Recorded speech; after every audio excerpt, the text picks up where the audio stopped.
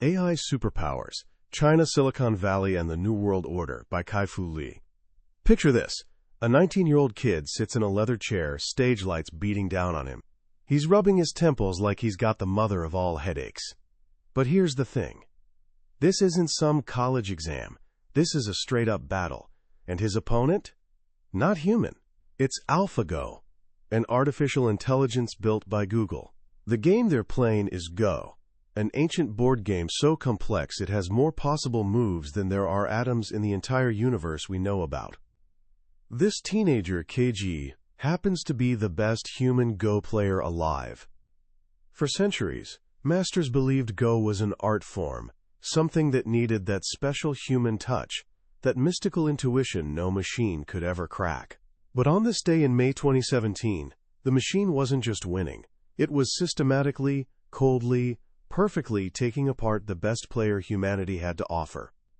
2 hours and 51 minutes into the final match, KG knew it was over. He hunched over the board, pulled off his glasses, and in a moment captured by cameras around the world, he wiped away a tear. That single tear created shockwaves across the planet, but it hit China differently than anywhere else. While the West saw a machine's victory, China saw something else entirely. They saw a challenge. This was their Sputnik moment. Just like when the Soviet satellite launch shocked America into the space race, this match lit a fire under an entire nation. It was the moment China decided it wouldn't just participate in the age of artificial intelligence. It would dominate it. That match is the explosive opening to AI Superpowers, written by someone who's had front-row seats to this revolution his entire life, Dr. Kai-Fu Lee. Lee isn't just watching from the sidelines. He's one of the world's most important figures in artificial intelligence. He pioneered AI work at Apple, Microsoft, and Google. He built the research lab that trained nearly all of China's top AI leaders. And now he runs one of the most powerful venture capital funds in the world, investing in the next generation of technology. But his story took a profound turn when a personal crisis forced him to confront not just the future of technology, but the future of humanity itself. Today, we're going to journey through his incredible insights. By the end of our time together, you'll understand the secret story of how China rose to challenge Silicon Valley's dominance. You'll see the 4 waves of AI that are about to wash over our world, changing every job and every industry. And most importantly, you'll discover the one thing, the one truly human quality that machines can never replicate, and why that single quality holds the key to our survival and our purpose in the age of intelligent machines. This isn't just a story about technology, it's a story about us. So how did we get here? For decades, Silicon Valley was the undisputed king of the tech world. Companies like Google, Facebook, and Apple didn't just build products. They shaped the digital world in their own image. And for a long time, China was seen as a land of copycats, a place that could only imitate the innovations coming out of California. Kai-Fu Lee tells us this view is dangerously out of date. To understand why, you need to hear the story of a man they called the cloner. His name is Wang Xing, and in the early 2000s, he was famous for one thing: meticulously copying America's hottest startups for the Chinese market. He created a clone of Friendster, then a pixel-for-pixel copy of Facebook, then a perfect replica of Twitter. In Silicon Valley, this looked shameless, the ultimate proof that China lacked true innovation. But what the critics missed was what was happening behind the scenes. Wang wasn't just copying, he was learning. And he wasn't competing against the American originals. He was fighting for his life in what Lee calls the Colosseum of the Chinese Internet. While a startup in Silicon Valley might face 1 or 2 competitors, a Chinese startup faced thousands. When Wang launched a copy of Groupon, the group buying site, over 5,000 similar companies sprang up in China almost overnight. This environment was brutal. It was a world where competitors would do anything to win. Copying was expected, price wars were vicious, and dirty tricks were common. This brutal ecosystem forged what Li calls gladiator entrepreneurs. They weren't idealistic founders trying to make a dent in the universe like Steve Jobs.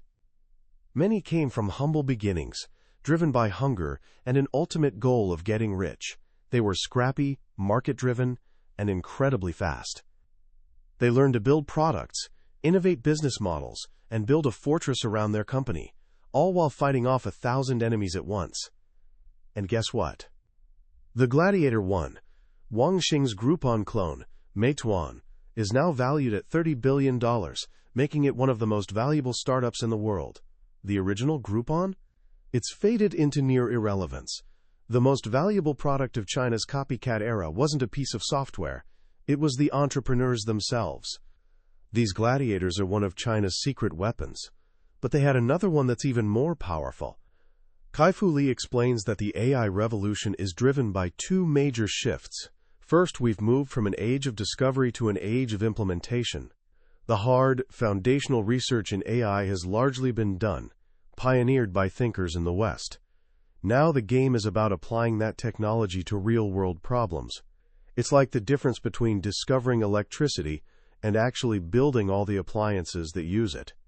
The second shift is even more important. We've moved from an age of expertise to an age of data. In the world of AI, there's a saying, there's no data like more data. An AI algorithm is only as smart as the data you feed it. Lee argues that once you have decent engineers and enough computing power, the single most important factor for success in AI is having massive amounts of high-quality data. A team of average engineers with a mountain of data will beat a team of world-class experts with only a small hill of data, every single time. And this is where China's second superpower emerges. Lee describes China as the Saudi Arabia of data. It has more internet users than the United States and Europe combined. But it's not just the quantity of data, it's the quality. Around 2013, China's internet took a strange turn. Instead of copying Silicon Valley, it evolved into what Lee calls an alternate internet universe. This universe was built on a few key foundations. First, most Chinese citizens leapfrogged the PC era and went straight to mobile. Their first and only computer was their smartphone. Second, this led to the rise of the super app, WeChat. Imagine an app that combines Facebook, iMessage, Uber, PayPal, Yelp, and a dozen others all into one. On WeChat, you can message friends, pay your bills, book a doctor's appointment, order food, and unlock a shared bike, all without ever leaving the app.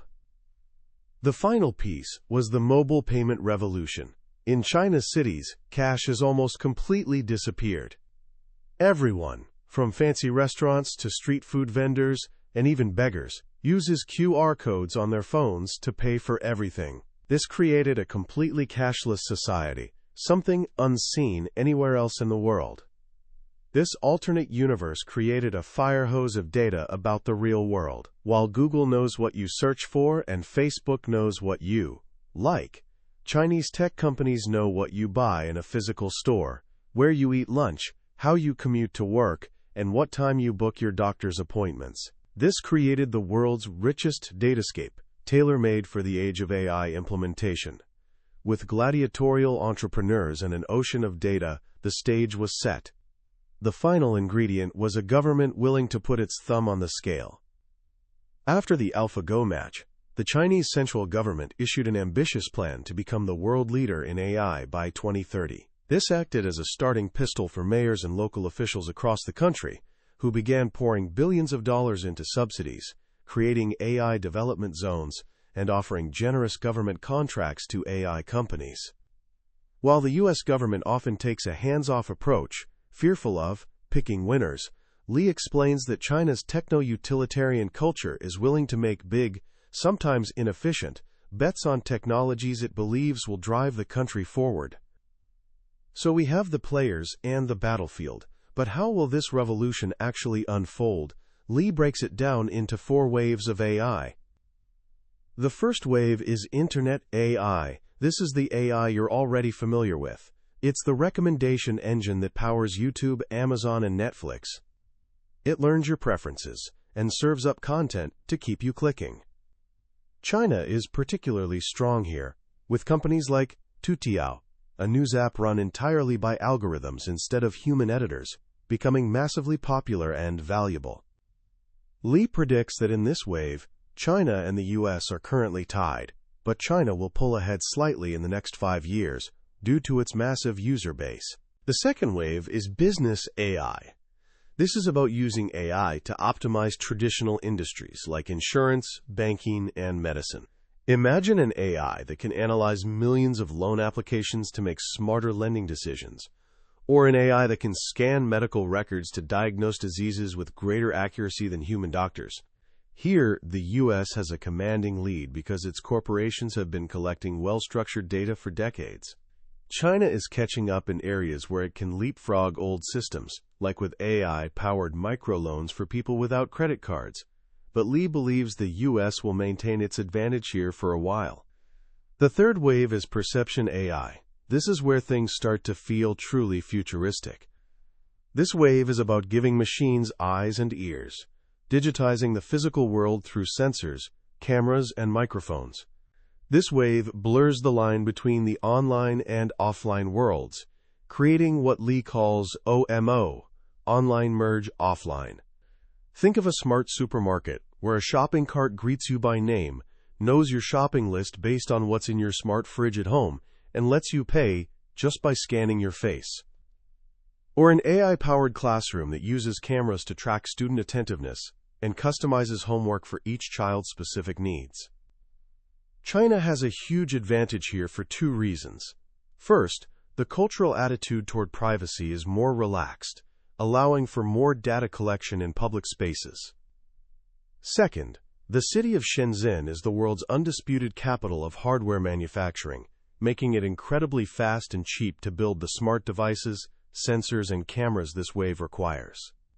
Li predicts China will dominate this wave. Finally, the fourth wave is autonomous AI. This is when AI gets a body. It's the culmination of the previous waves, giving machines the ability to move through and interact with the world. We're talking about autonomous drones that can fight forest fires, robots that can pick strawberries, and of course, self-driving cars. This is the one area where elite expertise still matters immensely. The engineering challenge is so complex that it requires the best minds in the world. For that reason, Silicon Valley companies like Google's Waymo currently have a 2 to 3 year lead. However, China is catching up fast. Its government is willing to build entirely new, smart highways and even brand new cities designed from the ground up for autonomous vehicles, which could accelerate deployment and data collection. Li believes this final wave is a toss-up, with the US and China having even odds of leading the world in 5 years. Now, if this were just a horse race between 2 countries, the story might end there. But Kai-Fu Lee's most powerful warning is that the real crisis isn't between the US and China. It's the crisis that will unfold within every country. Lee argues that the old economic argument, the Luddite fallacy that technology always creates more jobs than it destroys, is about to break. Previous technologies like the steam engine mostly automated physical tasks, turning farmers into factory workers. But AI is different. It's a general-purpose technology that will automate both physical and cognitive tasks. Using a simple but powerful set of graphs, Lee shows which jobs are in the danger zone and which are in the safe zone. The jobs most at risk aren't just low-skill manual labor. They are any jobs, blue-collar or white-collar, that are routine and optimization-based. Think telemarketers, customer service reps, truck drivers, and even radiologists and loan underwriters. The jobs that are safe are those that require creativity, complex strategy, and most importantly, compassion and human connection. Think CEOs, social workers, psychiatrists, and elderly home caretakers. The result, Lee predicts, will be devastating. Within just 15 years, I will be technically capable of replacing 40 to 50% of all jobs in the United States. This won't mean 50% unemployment overnight, But it will lead to massive job displacement, downward pressure on wages, and a level of economic inequality we've never seen before. The world could split into two groups: the AI superpowers, the US and China, and the rest of the world, which will be left behind. And within those superpowers, society could cleave into an AI elite of technologists and capitalists, and what one historian has called a useless class, people whose labor has no economic value. This, Lee warns, is the real AI crisis, not a war with robots, but a war with ourselves, fueled by widespread unemployment and social turmoil. It's a terrifying vision.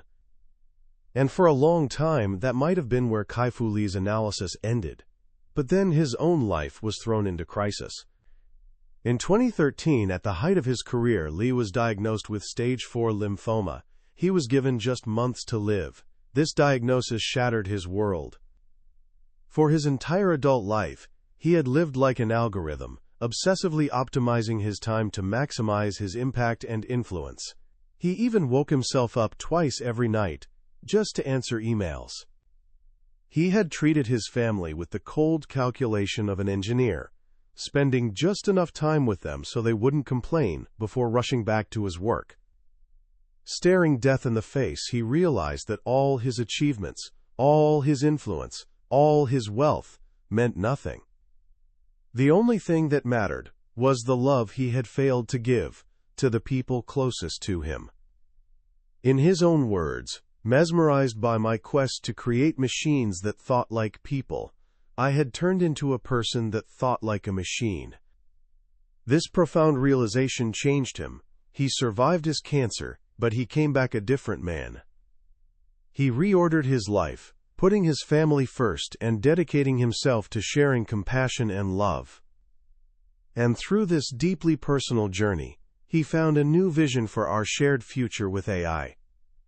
He realized that AI's greatest gift isn't the wealth it will create or the problems it will solve. Its greatest gift is that it will finally force us to confront what it is that makes us human. AI algorithms are brilliant at optimization, at analytical thinking, at processing data, but they are utterly incapable of one thing: love. AlphaGo felt no joy in its victory over KJ. And I cannot feel compassion for a patient receiving a difficult diagnosis. It cannot feel the pride of a teacher watching a student finally grasp a new concept. This, Lee believes, is our path forward. We must forge a new synergy between machines and humanity. We must let AI do what it does best: optimize, analyze, and handle the routine work. This will free us, humanity, to do what we do best: to love, to connect, to create, to serve, and to feel compassion for one another. This isn't just a hopeful platitude. It's a blueprint. It means creating a new social contract where we use the immense wealth generated by AI to create new kinds of jobs. Jobs in caregiving, in community service, in education, in creative arts. It means moving from a culture that values only economic productivity to a culture that values human connection and compassion. The crisis of jobs and meaning is coming, but it's not a foregone conclusion that it will destroy us. Instead, it could be the very thing that liberates us. It could be the catalyst that forces us to rediscover our own humanity. As you can probably tell, AI Superpowers is a book of two halves. On one hand, it's one of the sharpest, most clear-eyed analyses of the technological and economic forces that are reshaping our world. Kai-Fu Lee gives you the insider's view of the silent war for technological dominance being waged between China and Silicon Valley. He pulls back the curtain and shows you the machinery of the future.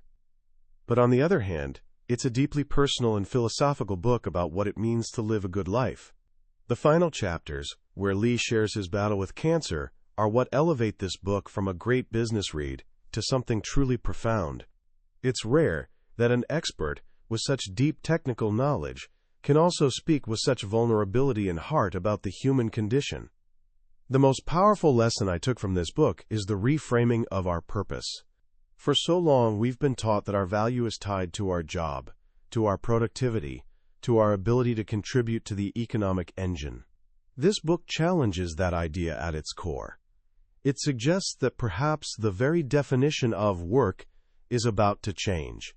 Maybe the most important work of the 21st century won't be building algorithms or managing supply chains, but caring for an aging parent, mentoring a child, or creating art that moves the human soul. So what can you, a young person on the cusp of building your life and career, take away from this today? First, think about your skills through Lee's framework. Are you focusing all your energy on tasks that are purely optimization-based? Or are you also cultivating the skills that are uniquely human? Creativity, strategic thinking, collaboration, and empathy. The future won't belong to the person who can compete with an AI. It will belong to the person who can partner with one. Second, start to notice the value of human connection in a new way. The book makes you realize that the moments of genuine compassion, a teacher who stays late to help you, a friend who truly listens, a family member who offers unconditional support, are not just nice to have. In an AI-driven world, these interactions become the very fabric of our value. These are the jobs that can't be outsourced to an algorithm. And finally, approach the future with curiosity, not fear. It's easy to hear about these massive changes and feel helpless, but Lee's ultimate message is one of agency. He reminds us that we are the authors of this story. AI is not a tidal wave that will wash over us. It is a tool that we are building, and we get to decide how we use it. We can choose to use it to create a world of even greater inequality and division, or we can choose to use it to build a world that is more prosperous, more compassionate, and more deeply human than ever before. That was a look into AI Superpowers by Kai-Fu Lee. We've explored the grand sweep of his ideas today, but a summary is like looking at a map of a beautiful country. The real journey, the real discovery, happens when you decide to walk the path yourself. If the story of China's gladiators, the 4 waves of AI, or Lee's profound personal journey resonated with you, I truly encourage you to pick up a copy of this book. Reading it isn't just about understanding the future, it's about deciding what role you want to play in shaping it. The link to the book is in the description below. Also, if you found this journey valuable, I'd be so grateful if you would hit that subscribe button. We explore a new, world-changing book from the Billionaire's Bookshelf every week, and I'd love for you to join us as we continue to learn and grow together.